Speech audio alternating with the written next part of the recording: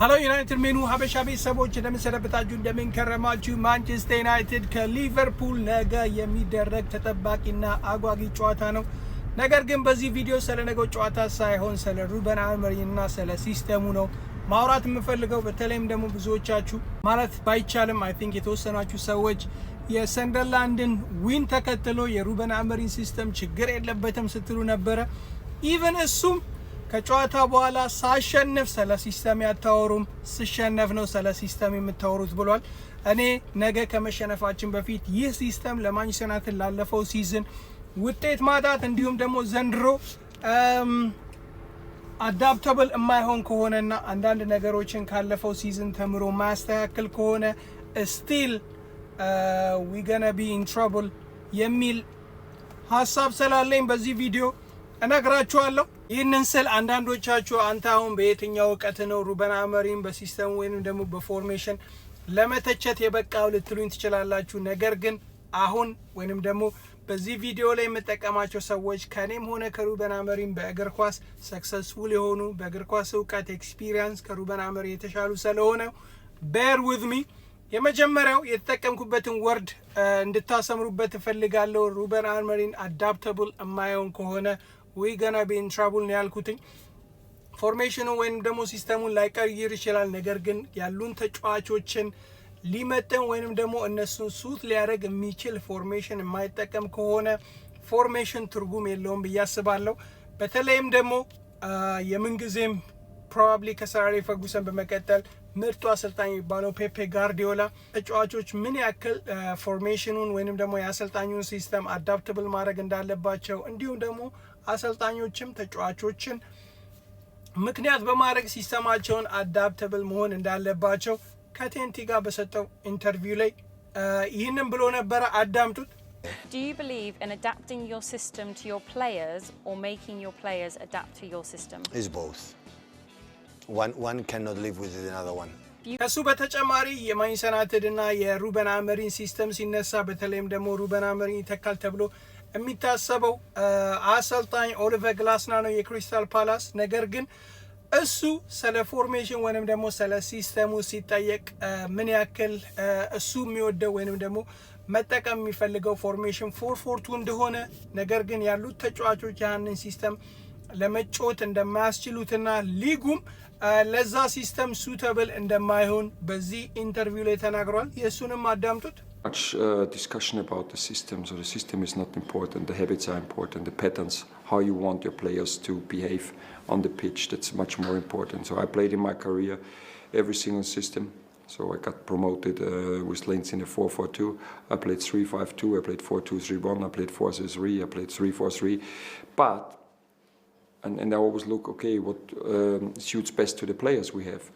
And so for the ball. ከነዚህ አሰልጣኞች በተጨማሪ የተለያዩ አሰልጣኞችን ሜንሽን አድርጌ ምን ያክል አንድ አሰልጣኝ የፈለገ እዛ ፎርሜሽን ላይ ትልቅ የሚባል ጥንካሬ ቢኖረው ሊጉን ወይንም ደግሞ ተጫዋቾቹን ምክንያት አድርጎ የተለያየ ፎርሜሽኖችን መጠቀም ወይንም ደግሞ እነዛ ተጫዋቾች የሚፈልጉትን ሱተብል የሆነ ፎርሜሽን አዳፕት ማድረግ እንዳለበት ከተለያዩ አሰልጣኞች ተሞክሮ ወይንም ደግሞ ኤክስፒሪየንስ ልናነሳ እንችላለን።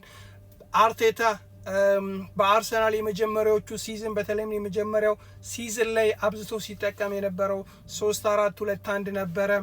አንቶኒዮ ኮንቴ በ2016-17 ዋንጫ የበላበትን ሲዝን ብዙዎቻችሁ እንደ ሪፍረንስ አድርጋችሁ አንቶኒዮ ኮንቴ እኮ በዛ ሲስተም ዋንጫ በልቷል ልትሉ ትችላላችሁ። ነገር ግን በዛ ሲዝን አንቶኒዮ ኮንቴ እስከ 8ኛው ሳምንት ድረስ ወይንም ደግሞ እስከ 8ኛው የፕሪሚየር ሊግ ጨዋታ ድረስ በአርሰናል 3-0 ከተሸነፉ በኋላ ሁል ሲቲን ይመስለኛል 2-0 ካሸነፉ በኋላ ነበረ ሲጠቀምበት የነበረውን የ4-3-3 ሲስተም ወደ 3-4-2-1 አድርጎ በዛ ሲዝን ዋንጫ የበላው። ያህም የሚያሳየን ከዛ በፊት በነበሩት ጨዋታዎች ላይ የተጠቀመው ሲስተም ለተጫዋቾቹ እንዲሁም ደግሞ ለሊጉ አመቺ አለመሆኑን ተከትሎ ሲስተሙን በመቀየር ወይንም ደግሞ ያሉትን ተጫዋች ያማከለ አዳፕታቢሊቲ አሳይቶ ነው ለዚህ ስኬቱ የበቃው። ኢቨን አሁን ላይ በማሰልጠን የሚገኙ የተለያዩ አሰልጣኞች እነ ዣቪ አሎንሶን ኢቨን አንቶኒዮ ኮንቴ በናፖሊ አሁንን ይህንን ሲስተም ይጠቀሙበታል ብለን የምናይ ከሆነ አይጠቀሙበትም። ምንም እንኳን እነዚህ ሰዎች ከሩበን አሞሪም የተሻለ በዚህ ሲስተም ሰክሰስፉል የሆኑ ቢሆኑም አሁን ላይ የሚጫወቱበት ሊግ እንዲሁም ደግሞ ያላቸው ተጫዋቾች ይህንን ሲስተም ለመጫወት ሱተብል ስላልሆነ አዳፕተብል ሆነው በ4-2-3-1 በ4-3-3 እየተጫወቱ ነው። ኢቨን ሩበን አሞሪም የአሰልጣኝነት ካሪየሩን ሲጀምር የመጀመሪያዎቹ 3 ጨዋታዎች ላይ ሲጠቀምበት የነበረው ፎርሜሽን 4-4-2 እንደሆነ አትሌቲክ ላይ በዚህ አርቲክል አንብቤ ያለው።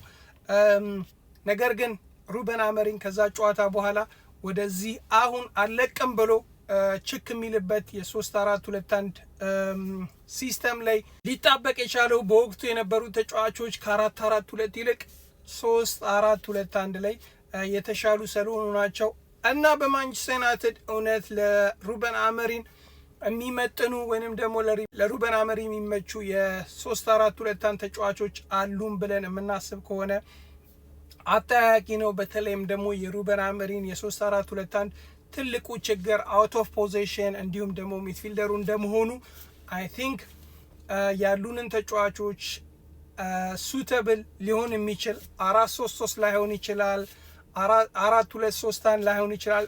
ብቻ አሰልጣኙ እሱ ስለሆነ ከኔም የበለጠ የኳስ እውቀት ያለው እሱ ስለሆነ ይህንን አድርግ ብዬ ሰጀስት አላረግም። ነገር ግን ተጫዋቾቹም በምን አይነት መልኩ አሁን ፐርፎርም ከሚያደርጉት የተሻለ ፐርፎርም ሊያደርጉ ይችላል የሚል ሲስተም በቀጣዮቹ ሳምንታቶች ላይ መፍጠር አለበት ብዬ አስባለሁ።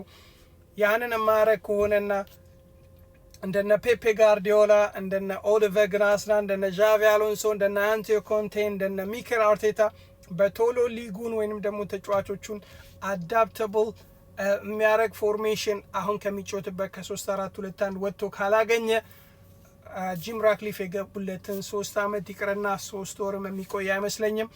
እናንተ ምን ትላላችሁ? እውነት የሩበን አሞሪም ፎርሜሽን ወይንም ደግሞ ሲስተም ለማንቸስተር ዩናይትድ ላለፈው ሲዝን ውጤት ማጣት ተጠያቂ ወይንም ደግሞ ምክንያት ነው ትላላችሁ? ለኔ ሙሉ ለሙሉ ፎርሜሽኑ ወይንም ደግሞ ሲስተሙ ላይ ባላሳብብም አትሊስት 60 እና 70% የፎርሜሽኑ ወይንም ደግሞ የሲስተሙ ችግር ሳይሆን የፎርሜሽኑና የሲስተሙ ያሉንን ተጫዋቾች ያማከለ ያሉንን ተጫዋቾች ስትሬንግስ የሚያሳይ ስላልሆነ ነው ብዬ አስባለሁ። የእናንተ ሀሳብ ምንድነው? ኮሜንት ላይ አሳውቁኝ። ነገ ጨዋታ ከዚህ ቪዲዮ በኋላ የምፖስተው ነገር ይኖራል።